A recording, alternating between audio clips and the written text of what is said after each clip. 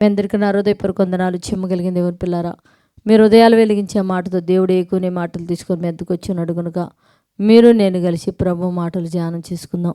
రాత్రి కాలం నుంచి మిమ్మల్ని, మీ కుటుంబాన్ని, మమ్మల్ని, సంఘాన్ని, భూమి మీద ఉన్న ప్రతి బిడ్డని జ్ఞాపకం చేసుకుని ఊపిరిని జీవాన్ని ఇచ్చిన దేవుడికి మన ప్రభు అయిన యేసుక్రీస్తు వారి నామంలో శిరస్సు వంచి వందనాలు స్తుతులు తెలియచేసుకుంటూ, జీవము కలిగిన దేవుని పిల్లారా, ఈరోజు మన ఆత్మలుగా ఏ మాటల చేత దేవుడు వెలిగించాలనుకున్నాడో ఒకసారి వాటిని మనం చూడగలిగితే 1 తెస్సలోని పత్రిక 5:22 రాయబడ్డ మాట, దేవుని పిల్లారా, ప్రతి విధమైన కీడునకు దూరముగా ఉండుడి అన్నాడు. అంటే కీడు అన్నాడు దేవుని పిల్లారా, అంటే ఎదుటి వారికి మనకి చేతనైతే మేలు చేయాలి కానీ కీడు చేయకూడదు.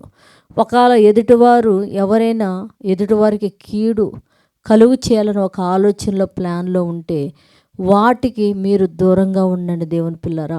వాళ్ళ ఆలోచన కానీ, వాళ్ళ చేతుల్లో చేతులు కానీ, వారి మాటలో మాటలు కానీ మీరు కలిపితే ఆ ఉగ్రత, శాపం, ఆ పాపం అనేది మీకు అంటుకుంటుంది కనుక ప్రతి విధమైన కీడునకు మీరు దూరముగా ఉండండి అన్నారు.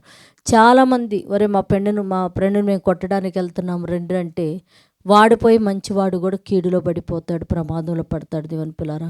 కనుక మన దేశంలో ఉన్న ప్రతి బిడ్డ కూడా ప్రతి విధమైన కీడుకు దూరముగా ఉండినట్లు ప్రార్థించిద్దాం. పరిశుద్ధుడా, చెమ్మగలిగిన మా పరలోకపు తండ్రి, నాయనా నీ కృప కలిగిన నామానికి వందనాలు తండ్రి. ప్రతి విధమైన కీడునకు దూరముగా మా దేశంలో ఉన్న ప్రతి బిడ్డ ఉండి నీకు దగ్గరై నీ వలన వెలిగింపబడే బిడ్డలుగా ఉండటానికి కృప చూపమని అడుగుతున్నాయినా. పొలం పనుల నిమిత్తం, వ్యాపారాల నిమిత్తం, చేతి పనులు నాయనా, ఉద్యోగాలని, చదువులని బిడ్డలు బయటికి వెళ్ళి ఉండగా ఎలాంటి ప్రమాదం, కీడు లేకుండా క్షేమంగా ఇంటికి చేరి సాయంకాలం కుటుంబాలతో కలిసి నిన్ను ఆరాధించి నీ వలన దీవెనలో పొందినట్లు కృప చూపి సహాయం చేయమని మా రక్షకుడు నీ కుమారుడు అనేసి పరిశుద్ధ నామములో ప్రార్థన అడుగుతున్నాం తండ్రి, ఆమెన్. అందరికీ నా హృదయపూర్వక వందనములు.